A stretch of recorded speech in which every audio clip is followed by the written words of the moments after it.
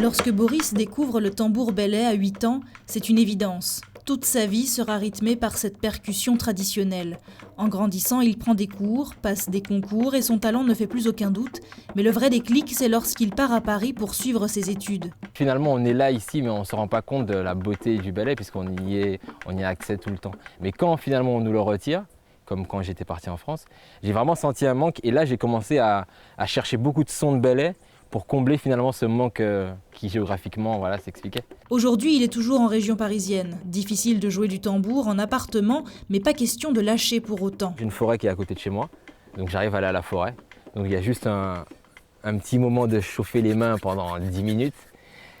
Et après, on joue. Braver le froid pour sa passion, c'est bien peu de choses. Dans quelques années, il espère même en faire son métier, quitter le milieu médical dans lequel il exerce pour se jeter à corps perdu dans son art. Le rêve, c'est de réussir justement à en faire un métier et de pouvoir travailler suffisamment pour le reconnaître et donner aux gens aussi envie de payer pour effectivement des spectacles ballet, comme ça se fait déjà actuellement, mais de plus en plus, pour finalement pouvoir en vivre.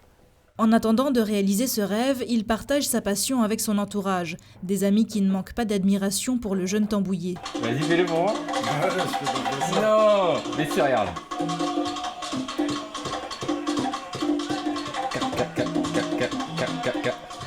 Boris, il a une façon particulière de jouer que j'aime. Et cette façon particulière de jouer, je pense que je peux en tirer beaucoup de choses. Et il n'est pas le seul. Nombreux sont les artistes qui veulent travailler avec le jeune prodige, une carrière musicale qui démarre grâce à Edmond Mondésir. Avec Edmond, justement, j'ai travaillé l'émotion du ballet. Et on a fait quelques dates en fait avec lui sur Paris. Et finalement, c'est toujours comme ça en fait dans la musique. C'est on te voit dans un concert et quelqu'un vient te voir à la fin et te dit voilà, j'ai un petit projet perso.